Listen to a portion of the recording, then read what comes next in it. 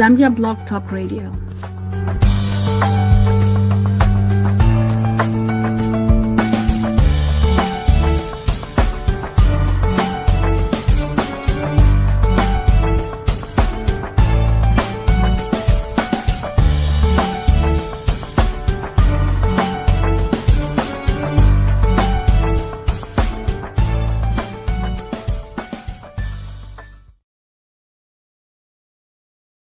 You are invited to the Daliso Foundation 10th year anniversary brunch celebration. Hello, everyone. I am Febi Kaira, founder of Daliso Foundation. This is an invitation for you to come join us and celebrate with us on November 18th, 2023 at 11 a.m. Central Standard Time. It is a brunch celebration. This is a family-oriented event.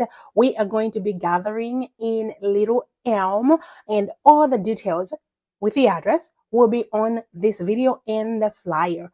We are inviting you to register. Very, very crucial. You do need to register because we need to take into account your t-shirt sizes and to accommodate you on your meals. So we hope that you go to our website, dalisofoundation.org, under events, and register there. We hope to see you and celebrate with you. I can't believe we are 10 years old. That is a long time. So we hope that you come join us and celebrate with us, and that you are excited to celebrate such a milestone. See you at the event. Ciao, ciao. Hi, everybody. Welcome to ZBTR TV. I hope you are looking forward to an exciting conversation and discussion. This month or this week, especially in itself, Zambia celebrates its 59th independence celebration, and that is on October 24th. But for those of us that live in the diaspora, we can only do that celebration during the weekend. So today, I know across the diaspora all over the globe, Zambians are having independence celebrations. And I just wanted to take this opportunity to encourage you to attend, gather with the family, with your fellow nationals, and let's reflect on the goodness of God concerning our country. I live in Dallas, Texas. It's called DFW Metroplex. For those of you who live in Dallas, I'm going to put the information down there. It will be scrolling as the show goes on, so that in case you didn't hear about it, there's still time for you to participate. That's the address and the place. If you want to pay at the door, you pay $30. You can go to the DFW Association of Zambians Facebook and pay using Eventbrite. Okay, today we have an exciting show, and we are talking about empowerment through philanthropic projects. And our guest lives in my neighborhood, so to speak, up north. Is joining me from Canada. We're always glad to have our colleagues in Canada join us on the show and to discuss things. Dr. Chrispin Ntungo is the founder and also serves as executive director for Ntungo Noble Projects. Dr. Ntungo, good morning to you. Welcome. Good morning. How are you today? Are you having an independence celebration in your area? We are actually. I do have Ntungo Noble board meeting. Okay. October 24th. So when people come, yes, we have something to that effect. Interesting. What about in Winnipeg? You're joining us from Winnipeg, right? Yeah, Winnipeg, Manitoba. Yeah. What's happening there for independence? For our independence, usually we do have an association that manages some of these activities. Yes. I haven't seen anything come across my desk yet, but I'm sure there's going to be something probably by the end of the day. All right. We are here to talk about the work of Ntungo Noble Projects, and the independence thing is just a side thing. Since we are Zambians, we thought that we could talk about that. We are glad you're joining us here, Dr. Ntungo, and everybody is excited to hear about diaspora contributions through empowerment through philanthropic projects. You are joining us for the first time on this platform, on this show, and obviously would like you to tell us about yourself and what is your diaspora story. How did you find yourself in Canada? I must say that this is my second time appearing on this show. My first time was way back when I think I was interviewed about alternative Zambia national development policy. I had written a paper to that effect, and it was. Then we used to do the calling exactly with the phone, yeah. Well, welcome back. Thank you. But thank you for your question anyway, and for the opportunity to speak about this. It's something that really consumes me. I'm so passionate about this. And the reason I am so passionate about it is because even though I live in Canada, my heart is in Zambia. I'm a typical Zambian, born in a village, attended school in a small town, and went to university in Lusaka at UNZA. And so I was born in Mbala. Okay. Yeah, but the village was actually my grandfather's village. They used to call it William, because that was his name. William? Yeah. William or Kwako William in my tribe. So forth. That's where I was born. And I grew up in the village. But my village, like you're going to be hearing, is Mwambezi village. It was like a stone throw from Mbala, about 12 kilometers from Mbala. Yeah, and so even though I came here, really, my heart has always been with my people back home. You know, yeah, not only Mwambezians but also Zambians in general. That's very true. Okay. What do you do in Winnipeg? I know you are what, agriculture economist? I'm an agriculture economist by training. But and I love agriculture economists because a typical agriculture economist is a versatile person. And there's nothing in the social economic sector that an agriculture economist cannot do. I must put it that way. And so, and I have to say that because even though I'm an agriculture economist, I've never really worked in agriculture per se. Oh, really? Teaching at the university. Yeah, and of course I love statistics and econometrics, things like that. I have taught farm management. I've taught agribusiness management. That's how much I have done of agriculture. Currently, I work with the city of Winnipeg in the assessment and taxation department. So I work to raise revenue for the city of Winnipeg. And this is a $1 billion mandate. So every year we have to come up with $1 billion. Oh, wow. That's a lot of work. It's huge task. Yeah. So in your quest to contribute to the village or town where you were raised, and you formed the Ntungo Noble Projects. Please share with us what prompted the formation of Ntungo Noble Projects. And when I ask this question to everybody who comes on the show about things they are doing and the organizations that they are formed, whether it's a company, non-profit, I always like to include this question, Dr. Ntungo. How did that conversation go with your family? Because what we do is not, you don't do it by yourself or alone. No. Your whole family is involved. So what prompted the formation of Ntungo Noble Projects? And share with us how that conversation went with your family. Yeah, the reality is, I come from Mwambezi village. So come from Mwambezi village, probably I couldn't see anything special or different from the many years that Mwambezi village has been there. When I talk about Mwambezi village, I'm talking about people. Okay. It was in 2016, after so many years, that my wife visited Mwambezi village. She basically went to see my mother because my dad is gone, but my mother is there. And the rest of the family, my sisters and brothers. when she went there in 2016, I must say that her heart was broken when she saw the way youths in particular were living in the village, just drinking beer, local brews and so forth. Young girls being impregnated, leaving school because they were pregnant and so forth. And of course, generally the look of the village, you can tell that. And first of all, if you come from America, you would say, do these people actually think, given the way they live? Okay, but to them it's normal. You see what I mean? To them, houses look like ramshackles. Yeah, I have to pardon me for my language, because probably this is our culture. This is how we are brought up to build our homes and so forth.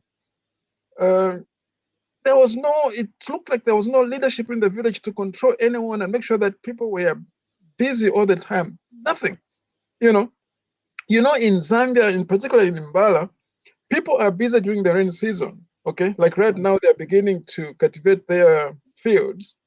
At the end of the rain season in summer, most people don't have anything to do.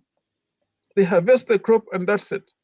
The only thing that remains to do is them just drinking beer and socializing whichever way they know how to socialize, and that's it. So when my wife went there, her heart was broken. Now, this is something that I had seen, but it didn't really hit me. It was when she came back here to Winnipeg, and relayed her experience, her story of what she saw in the village. Now, that being my village, I must say that, of course, it was a source of embarrassment for me. And I asked myself, why didn't I see this all these years? Yeah. And she really put me to work in terms of thinking, what can we do? And this is not like over the years I had not supported people in the village. No, I had typically supporting my parents. That's typical. Yeah, they always had money from here. And my brothers, my sisters, everyone, and then everyone would come and ask for a piece of some money. I could help them. But those were like drops in the bucket, and nothing was really changing anybody's life. You see what I mean? I had sent my littlest brothers to school, they had completed, and they were not in the village. And so when I began to think, and I must say that we claim that Zambia is a Christian nation, and we are Christians too. And so I had to think in the framework of a Christian, what can we do to help the people back home? And the good Lord, of course, gave us this idea of forming an organization, an impactful organization. And of course, he gave us a vision of it's not just supporting family. No. We have to do something big that is going to affect the whole village, And so when we thought through, this is now me and my wife and my oldest boy. When we thought through, we said, no. We're going to start an organization. So my wife, myself, and my firstborn son, we became the first directors of Ntungo. And we went and registered it. We developed the strategic plan, including what would be our vision, what would be our mission, our objectives, and so forth. And that's how we got to work. And we identified the pillars, impactful pillars to focus on that would change people's lives at Mambezi Village and change the community as a whole. We decided to focus, maybe I'll talk about this later, but it was Ntungo for education, for food security, for health, and for housing. Believing that when people get educated, they will be empowered and they will be able to decide what to do in their lives. And for sure, their lives would be changed. The reason people were behaving the way they were behaving is because they did not have the education. That's how we began with education. I made education number one. Wow.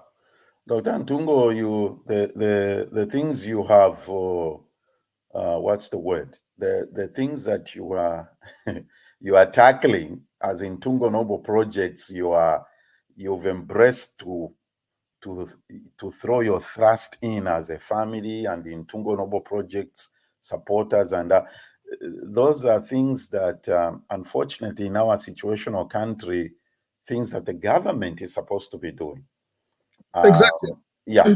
So let's talk about the strategic plan that you have mentioned. What are Ntungo Noble projects objectives, and how do you execute or implement these things?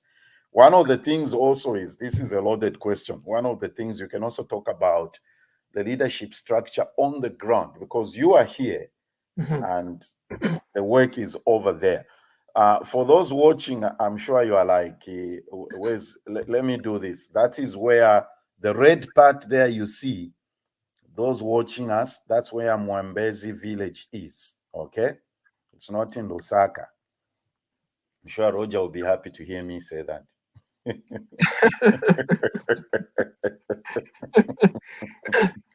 That's where Mwambezi village is, everybody. The red portion shown there on the map of Zambia. So you can tell that it's way away from civilization, if you want me to use that word.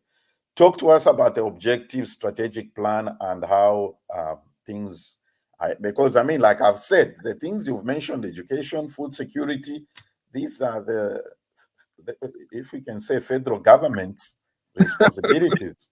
Exactly. Yeah. Thank you for that question. As a matter of fact, the idea of Zambia being independent for such a long time. Yeah, 59. Yeah, almost 60 years. Next year, 60. Exactly. Yeah. That was considered in our decision to begin this organization. Yeah, the thing was, okay, we've been independent for 60 years, or maybe it was 55 years at that time. And for sure, in my village and in Mbala in general, there was nothing really to show for and say that we're an independent country. And that's where the conversation began. When I went back to the village in 2018 and had in my first meeting with the community as a whole, one of the pictures I think I sent you was that meeting. I told them that, that we have been independent as a country for 55 years now. Yeah, this was my first community meeting that I had with the people there. Yes. I can assure you, when I shared with them the vision of Ntungo Noble for the village, these people, most of them, loved the vision, but they couldn't believe that it would be done. I just told them that I was very categorical. I said, you know what? Well, you can trust your government. I respect the government, okay? Yes. But I don't trust that they'll bring development to my village. That's what I told them. I said, you have elected this government, whatever government is in power, you have had several governments, but I don't trust them that they'll bring development. Hey, this is where self-help comes in. I said, you and I, we have to do it. I need your commitment to hard work. I need your cooperation, okay? And we have already developed a vision. The vision was, how can we bring development to Mwambezi village? It's by having a school. When we have a school, our children are going to be educated. When they're educated up to grade 12, they can go to college, anywhere at that point. The reason this village is poor is because you see where Mwambezi village is. It is 1,000, Bala itself is 1,000 kilometers from Lusaka. You can Google it up, 1,000 kilometers from Lusaka. That is, by implication, it's a forgotten place. The way our government is set up, because we have a central government, we don't have provincial governments. Our local authorities or local governments are dysfunctional. They lack expertise. I said it would be a miracle if development will come to this village from Lusaka. So I convinced them. I said, you know what, we have to do it ourselves. And even though I live in Canada, my family and I live in Canada, we are Mwambezians. We are going to work with you, okay? We're going to start with building a school so that our children have a place to go. That's the school that you see there. Ntungo built that? Yes. Wow. Ntungo Noble built that, working with the community, okay? And the arrangement was that the people make the bricks, the people also build. That's why probably when you look at it, the quality is not like the buildings that you see in Dallas, because they built it themselves. They are not engineers. No. You know how people in Zambia learn how to do things? Yes. Yeah, Yes. that's how they built that school there. You know, Ntungo provided the necessities in terms of cement. You need cement to build a school, to build a good structure. Yes. Provided lumber for roofing and the materials for roofing. But otherwise, they did everything else. When the school was completed, Ntungo arranged to get the desks. They found a contractor in Bala town who made the desks for the school. Yes. You know, and that's how the school was finished. When we were planning Ntungo initially, we were thinking of like 50 children, will be attending the school. I went there this past June. There were 106 students in that school. In those 2 classrooms? Yes. Unbelievable. Where did the students come from? Okay, the students came from the catchment areas. Catchment areas are farms, farm workers have children and so forth. All these people did not have a place to take their children. When the school started, everybody says, "Oh, that's okay. Talk later, and or that's Mambo now that I'm speaking." That's how they were relating. Or even us who bring our children to this school. That's how it happened. Ntungo hired the first teachers when we opened the school, and we paid them for 1 year. Wow. But thank God, the way God works, we were ahead of the revolution that was coming, at least to the Mbala people. Yeah.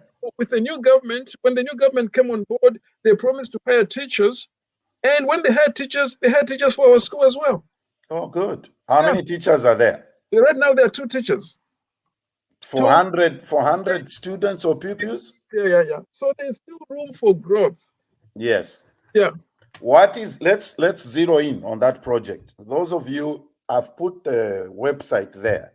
For those watching, those of you going to watch the recorded podcast, I've put the website there. Go there. You'll see it gives you all the information.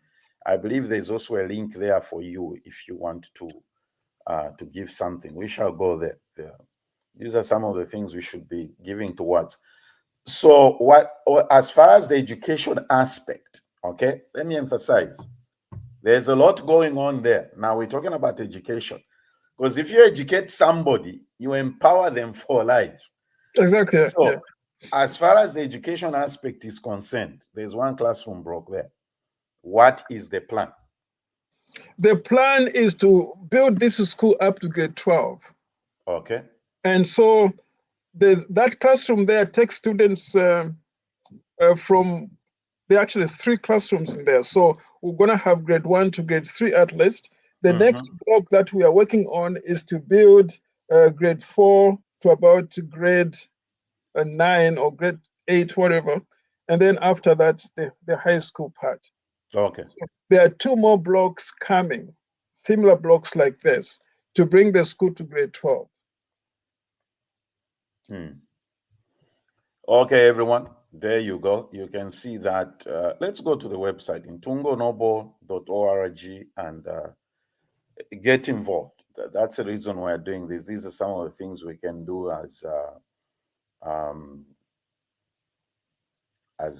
members of the community. Let's move to food security. The second thing you mentioned was food security. Yeah. How are you tackling that?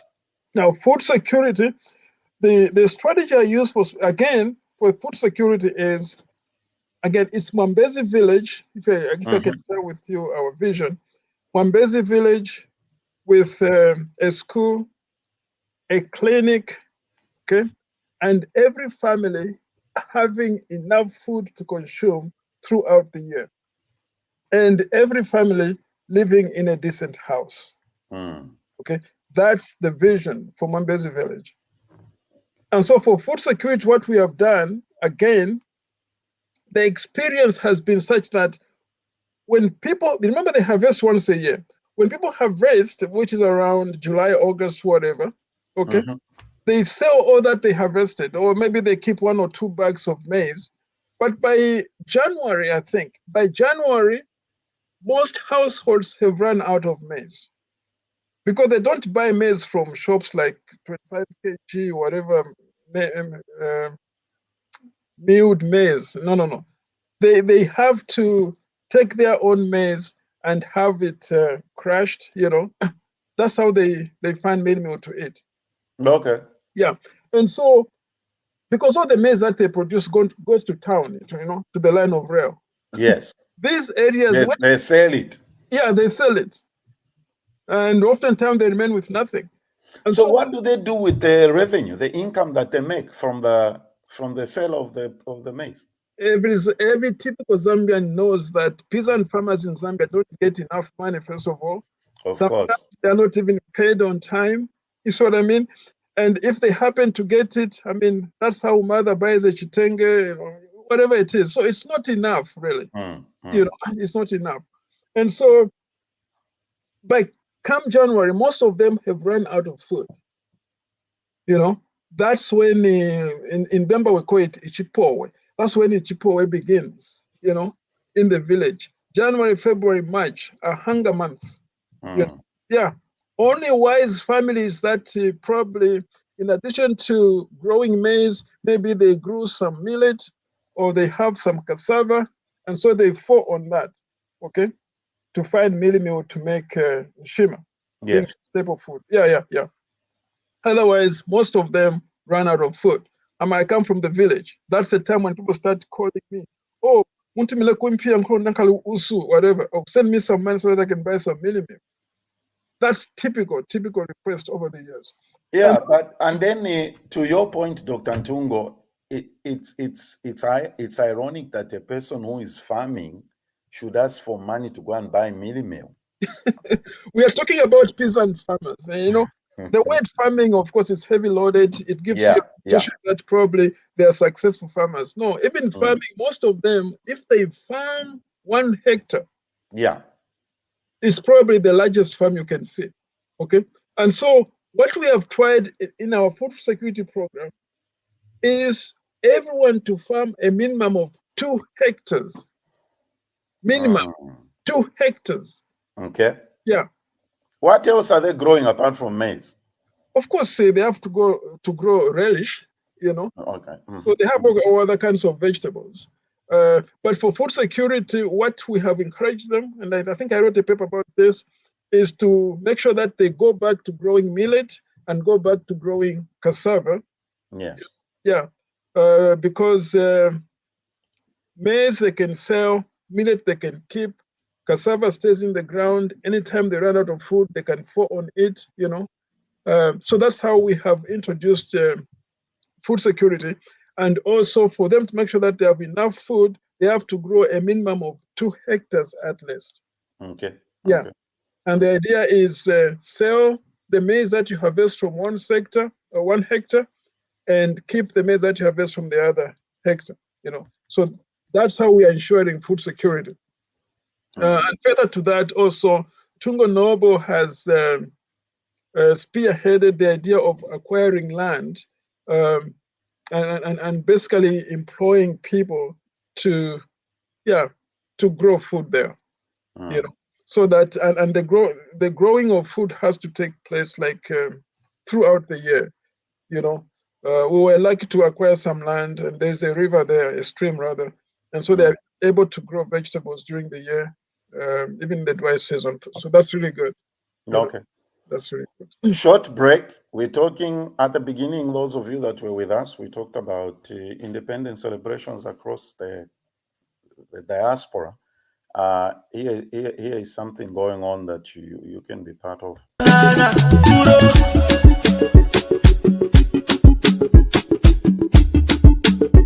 Zaga.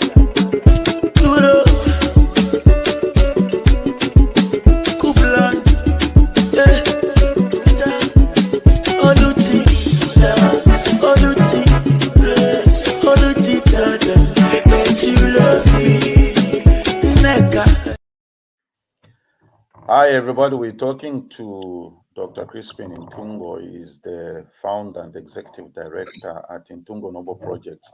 Now, that advert I played is for the OZA Independence in Chicago exactly a week from today. I know we were giving you deadlines about closing for payments. I would like you to call this number. If you are still interested in going, just call that number. Even the name is showing. If you live in America, you know who Siddiq is, unless you are from Congo DR. That's a joke.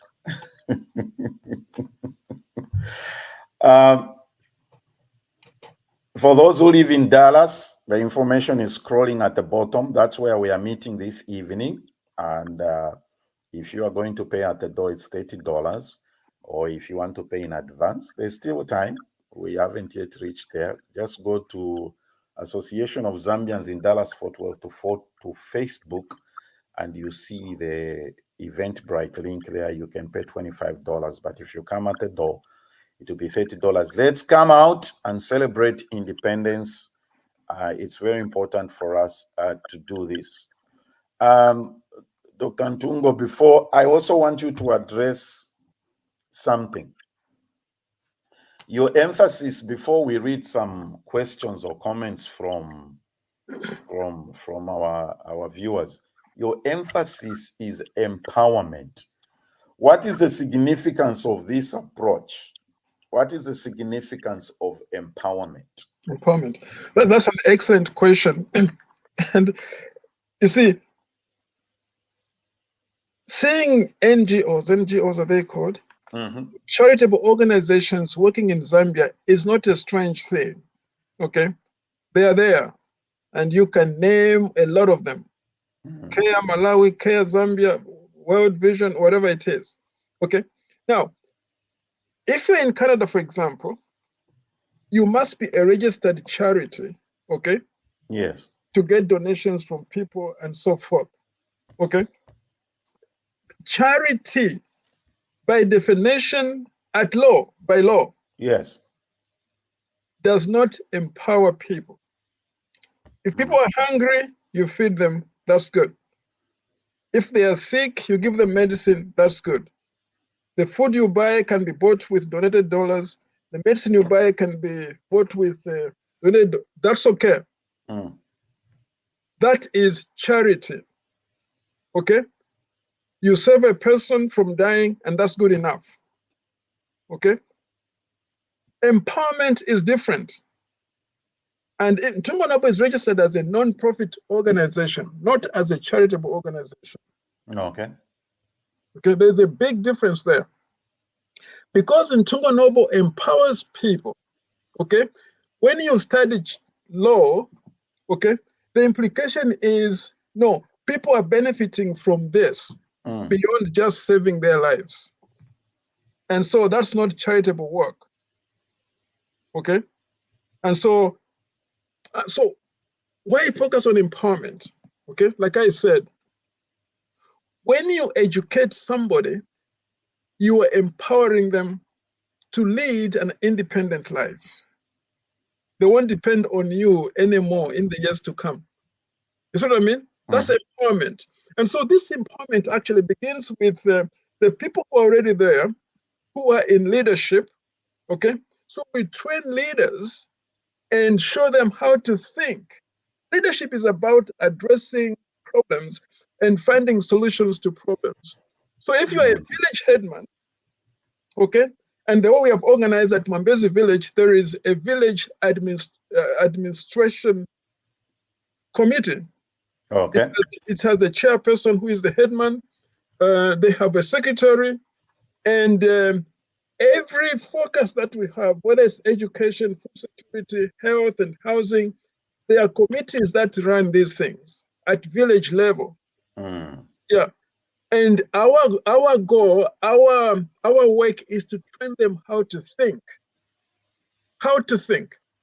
You know, see, I had an interesting conversation in the beginning of all this with people at the village, and some people said that, oh, whatever you tell us, we are going to do. I said, no, that's not how we work. We won't tell you what to do. We expect you to think and realize what is it that your people at the village and you as leaders want the village. And then you work to achieve that. You may ask for help from Ntungo to help you achieve that. That's how we work. Okay. That's empowering people. In other words, when they see a problem, They don't have to wait until they call Chrispin Ntungo. No. You see a problem, you go ahead and tackle it because you have learned how to think. So the people who live in the village themselves, through village admin committees, through the empowerment programs and projects of Ntungo Noble projects, address the issues affecting exactly the members of the community.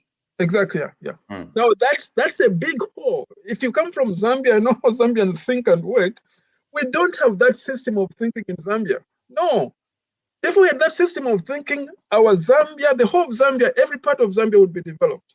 You know, everybody depends on the government to come and do things for them. You see what I mean?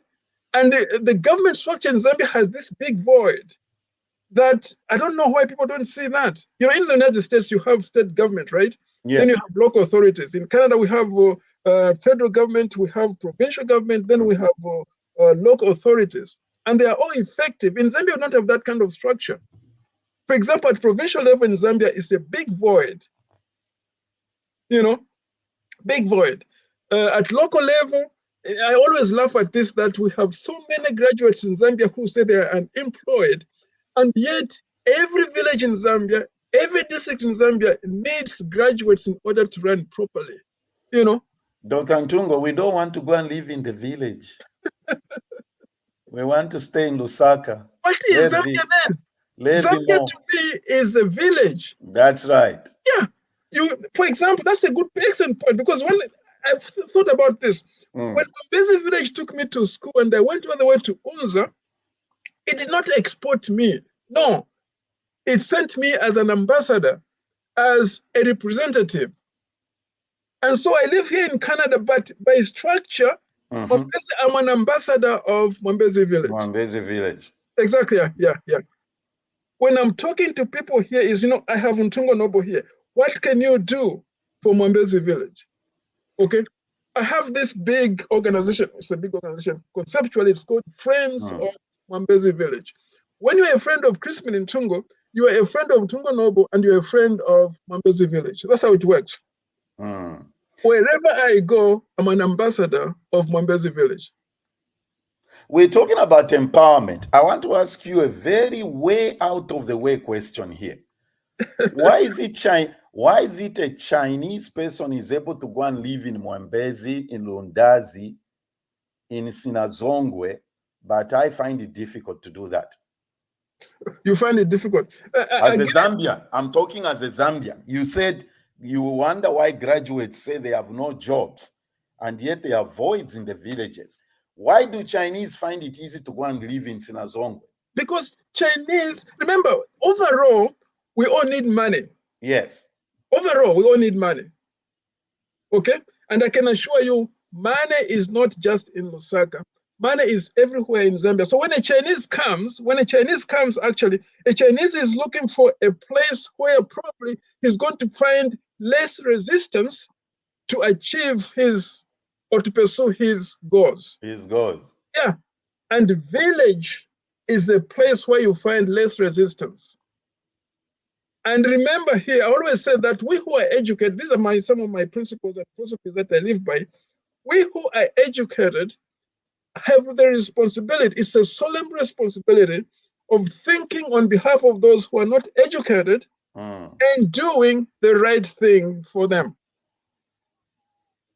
Okay? Not taking advantage of them, but no, thinking on their behalf and doing the right thing for them. That's what is called service.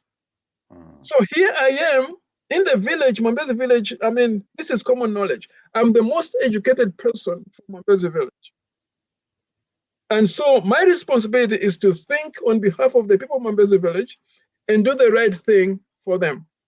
And that's what we do through Ntungo Noble. We are not there to take advantage of anybody. We're not there to exploit anyone, but we are there to uplift everybody. We all rise as a village and shine as a village, That's my approach to all this. In the process, empowering every Mwambezian. Most recently, the kids that we have sponsored in college, we are not sending them to Lusaka. No. We send them to Lukasha Trades. We send them to nursing school in Mbala. We send them to teacher training school in Kasaba. And we tell them that when you are done, come back right here to the village. You are the one that is going to be building buildings at Mambezi village. You are the one that is going to be teaching kids at Mambezi village. That's our approach to all this. We're not sending people to Lusaka anymore. Because when you send them to Lusaka, that's it. And I've been to Lusaka. Lusaka, in my estimation, is a sorry state. I went to Baulen. I saw people scrounging in, what do you call this, garbage dumps. I mean, that's Lusaka. Of course, when you don't have education, that's where you end up. Or if you are not connected to powers that be, that's where you end up. You know, you are better in a village than living in Baulen or Chiwolia, whatever, you know, those places in Lusaka. Yeah, village life is far much better. That's how I look at it. Yeah. I'm not really attracted to Lusaka at all. I went to Lusaka. Of course, you know, most Zambians are like, Dr. Ntungo. And we want to live in Ndola. We want to hang out in Ndola. Good morning, Priska from Maryland. Mwavuka CC Ukoko Houston, Iwo Clotilda. Good morning. Good morning. Oh my goodness, this is and you see, it's interesting that we're having this conversation, Dr. Ntungo. Happy 59th Zambia Independence Celebration. Mwembezi Village Empowerment talk about it, and this is a good question from Don. Okay, he says, with so much knowledge and experience in raising revenue, okay, 1 billion per year, like you said at the beginning, for a city in a developed country, what is your organization doing to help Mbala City Council venture into raising much needed revenue for the town? Okay, that's an excellent question. Okay, now this is something that I've examined over and over. You see, here in Winnipeg, we are empowered by law to raise revenue. We work independently, empowered by law to raise revenue. Okay, I doubt if I go to Mbala City Council, if there is that power from Mbala City Council to raise revenue. I doubt it. You know, Mbala City Council is restricted to just going to the market and asking people to pay for the time that they spend on the market, and they give them a receipt. You know, here in Winnipeg, you know, I have over 250,000 properties in my database. And each property in Winnipeg, they have to pay what we call property taxes. That's billions of dollars. I don't think you can do that in Mbala because the law does not allow. What about those who have built in Mbala, Dr. Ntungo? Aren't they supposed to pay, what do you call it, land rates? In Zambia, that's a system we have. That's the system we have. But again, when you think about it, this is what I'm talking about university graduates in Zambia. When you go to Mbala town, you won't find expertise that needs to manage that process and that work. There's a big problem there, you know, big problem. The opportunities are there. Probably if I ended up being, I don't even want to be a mayor. I just want to be Chief Administrative Officer of Mbala. Probably I would change Mbala in no time. No doubt about it. I'm very confident about that. Okay. Mbala and all towns in Zambia lack expertise. It's mockery. Why is there that void? Is it because of the absence of social amenities, or where does that void come in? I don't want to sound like I'm putting down the hardworking people of Zambian government and so forth. Okay? I can assure you there's a lot of inefficiencies in the local government of Zambia, not only local government, but almost at all levels of government in Zambia. The structure I would love to see in Zambia is a situation where we have, let's say, this is big, provincial government. You know provincial government? A strong provincial government that And each province in Zambia needs to run as an economy by itself. That's true. Where you speak of Northern Province economy, for example, and that's why some of us would come in and advise the governor of Northern Province what we need to do to change the whole Northern Province, including strengthening local government, strengthened from Kasama, not Lusaka, no. Kasama, looking at Ntungo, Bala, Senga, Luwingu, what other towns are there? Mungwi, whatever. And so how can we strengthen these local governments here? And we make legislation at Kasama to strengthen these local governments, to make them raise revenue, and also to make them centers of attraction of expertise, so that even graduates from Lusaka can be proud to go to Mbala and work there, knowing that when they are there, they are going to put their knowledge to use. Yes. Yeah. Yes. Yeah. There's a big void there, big void, you know. And talking of development, you know, in Zambia, sometimes it's a big joke, actually, when you think about it. And I don't know why powers that be, the people that have power to make changes can't make these changes. I don't understand. I don't believe that I have to be there to point these things out. No, these are people that have traveled. They have seen how places that are developed in the world globally are organized. They're not organized like Zambia is organized. Yeah, that's our true. next door neighbor, just South Africa there, is organized different than Zambia is organized. And you can see a difference in South Africa. The municipal government in South Africa, the local government in South Africa is more powerful than is organized in Zambia. Yeah, that's true. And that's where the difference is, major difference. Thank you, Don, for that question. What visible achievements have you recorded in Mwambezi village? That's Dr. Munsanji. Visible achievements have you recorded? I was just talking about the school, how we are planning for 50 students. We ended up with 106 students right now with 2 teachers. You know, the school right now has become the center of activity. Okay, so school is number 1. Number 2, some of the things that you don't see. Do you know that at Mwambezi village, people are able to celebrate things like International Women's Day? Wow. Do you know that? So they have come to know, and they celebrate it so well. It's just amazing, actually. You know, I can send you some videos and some pictures about that because it's just phenomenal. It's mind-blowing. Okay. Housing is something that I haven't talked about, but housing, you know, I don't know whether you people see this, but do you know that shelter is critical?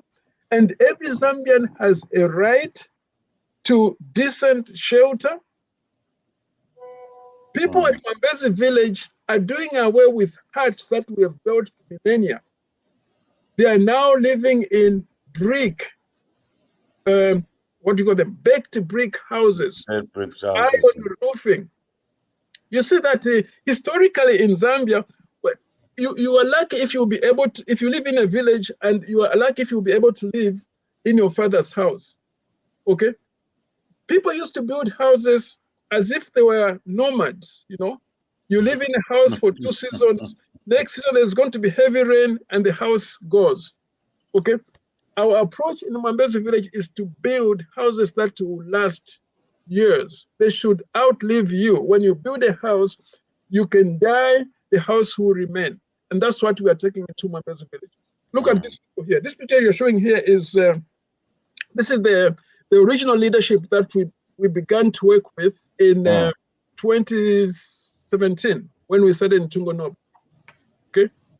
I used to meet, when you see them meeting like this, they have been meeting with me, okay? Having meetings through Zoom. Yes. You know? Yeah. There's a you've provided Zoom facilities there now. That's that's amazing. That's amazing. That's how they meet with me. That's how they meet with me. You know? You know, one thing I'm impressed about that picture, Dr. Ntungo? The number of women in the group. Of course, yeah. Because normally in the villages and the places like that, you only see men in doing these things. And I will ask one final question, which is coming up from from one of people who, of manpower and funding are crucial aspects of non-profit organizations. How do you mobilize these two aspects of the operations? Okay, I'll start with manpower. In terms of manpower, over here in Winnipeg, where Ntungo Nobo is headquartered, I'm the executive director, and I am supported by a board of directors of 5 people here in Winnipeg. Yes. Yeah. Amongst the board of directors, of course, we have the chair, we have the secretary, we have the treasurer. And then, of course, I do the hard work, okay? And the board provides the support. So that's the manpower. Fundraising, or rather, here in Winnipeg. And then back home on the ground, I have a project coordinator attached to Ntungo Nobo. Okay. Yeah. And of course, we are organized in such a way that every program, whether it is education, food security, health, and housing, has a committee. And the committee has a chairperson, okay, and a secretary, okay? And they have terms of reference pretty well written down, and they always have to implement those terms of reference, work by those terms of reference. That's how we are organized. You know, the good thing that I thank God for daily is that my team on the ground is so trustworthy. I yet have to complain about losing $1, not accounting for $1. How do you develop that trust and confidence with a team on the ground? Because the Zambian typical story is Vanadi and Dalama, Validi and Dalama. In fact, that probably would have been the case, okay? Working with the old generation. Now, the people I started working with are people that today I would call like my nephew or my niece. You see what I mean? Yes. They are not people of my generation like, oh, that was my friend when we were young, or that's my cousin, or that's my brother. No, no, no. I don't work with those people. Okay? When we were choosing leadership and the people who proved to be trustworthy were younger, they call me uncle. You see what I mean? Yes. Yeah. And I can assure you, I attribute this just to God's goodness. He provided the people to work with on the ground. And they have been so accountable, so responsible. It's just amazing. Let's talk about fundraising. Yes. I have amazing documentation about Ntungo Nobo. It's amazing. A number of documentation, such as the case for poverty relief for the people of Mbezi village, very powerful documentation. Strategic plan, very powerful strategic plan, and of course the reports, okay, that Ntungo Nobo prepares, okay. These are tools that we share with people, and when you read through this, if I gave you these documents, okay, read through this and see what you can do for Ntungo Nobo, I can assure you, your heart is going to be moved, and you're going to act, okay. Now, Zambians, of course, because there are some really good Zambians out there, you know. But, you know, living in Canada here helps, of course. People here, their experiences are different from ours. Yes. And so when we share some of these cases, you know, they really touch their hearts, you know, and they step forward to help, you know. The website has got information, right, for those who like to participate. All the information is publicly available. Even if you live in the US, you know, you can donate. Internationally, you can donate. And those who want charitable receipts, you know, we work with the Great Commission Foundation. If you donate through the portal that we have there, you get your income tax receipt and you can save for your taxes that way. Dr. Ntungo, somebody's watching and they've tried or they are thinking about trying to step up and do something like what you are doing. They're discouraged. What's your word to them? What will discourage you? Everything only works if you have passion for it. Yeah, this, like I said before, this work consumes me. Deep down from my heart, this is what I was born to do. That's right. Yeah. Some people are looking to be president of Zambia or president of the United States, and they think that's what they were born to do. No. This is what I was born to do. All the education that I received, University of Zambia, Isoka Secondary School, University of Zambia, University of Manitoba, and all the experience that I have working for the city of Winnipeg, this is what I was born to do. Remember, Mwambezi Village sent me globally. Wow. I'm an ambassador of Mwambezi Village. There is no better work that I can do other than what I'm doing right now for Mwambezi people. Even if I was in Lusaka, member of parliament, guess who I'll be supporting or I'll be representing? It's Mwambezi Village. Or you can make it in Mbala. It's still okay. Yes. You know, this is, so I'm passionate about this. This is everything to me. Talk about legacy. Legacy is the icing on the cake. And the legacy would be that, oh, Mwambezians will be saying, oh, we sent one man to UNZA and even to Canada, and this is what he did for us. And the rest of the children of Mwambezi Village, my prayer is that they're going to emulate the same spirit. That's right. And the only advice I can give you is that Mwambezi Ntungo Noble is a socio-economic innovation, if I may use that word. It can be scaled and applied to any village in Zambia. Because if every village in Zambia can have a school, a clinic, okay, food security, you have proper housing for your people, what else are you asking for? That is what development is all about. Everything else is subordinate to that, you know? That's what development is. And so that's right. In my own short life, when I look at how long Zambia has been independent and how much I've been able to see in my life, okay, I ask myself, okay, all these years, what have I done for Mwambezi Village? What has the government of Zambia done for Mwambezi Village? Okay? And when we're talking about this, we're talking about giving people empowerment through education, through health, through housing. That's what empowerment is. Even if I were in Zambia, probably that's what I would do for the people of Mwambezi Village. Everything else is subordinate to that. So it's something that I do with passion. And if you are challenged to do some things like this, get something that you are passionate about, and I can assure you, you're going to do it. Don't do it because Chrispin Ntungo did it. No, do it because you are passionate about it and you want to make a difference, okay, in the lives of people, in the lives of your people, wherever you come from. That's right. Yeah. That's right. Dr. Ntungo, thank you for taking the time. You've inspired, challenged us, provoked us to step up and to get engaged. Thank you very much. And of course, as a fundraising chief, I would like to encourage you, please donate. You can donate only once to Ntungo Noble. Whatever amount you donate, only once, I can assure you, will still make a big difference to Ntungo Noble. But right. Don't shy away. Don't say that, oh, this is Mwambezi Village. It looks like such a selfish project. Let me not donate. No. Just do the right Zambian thing, right Zambian spirit. Remember, me, I'm typical Zambian, typical one Zambia, one nation. My wife comes from Chipata. I come from Mbala, you know.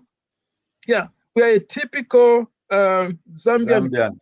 One Zambia, one nation family. That's what we are. So whether you come from Mongo or from Winilunga, please, if you are hearing me, just put in whatever you can. Even $2 will still go a long way. You know? Excellent. That would be much appreciated. Thank you very much. If you're in Zambia, get in touch with me. You can put in 200 kwacha. That will still go a long way. Or you can put in, I know Zambians have lots of money. You can put in 50,000 kwacha. That will still go a long way. Thank you so much. Thank you, Dr. Ntungo. Happy Independence to you and have a wonderful time. Amen. Thank you so much. All right. Okay, everybody. That was our show today. If you are in Dallas, that address at the bottom there, that's where we are meeting tonight for our independence. Find your way there. For those of you who are still planning to go to Chicago, listen, still just call that number on the screen there, Siddiq, and he's going to give you information of what is going on and what is pertaining to go. That was Dr. Chrispin Ntungo. He's the founder and serves as executive director at Ntungo Noble Projects. Thank you for joining us, and happy Independence, Zambia. We shall see you next week. I'll be broadcasting most likely from Chicago.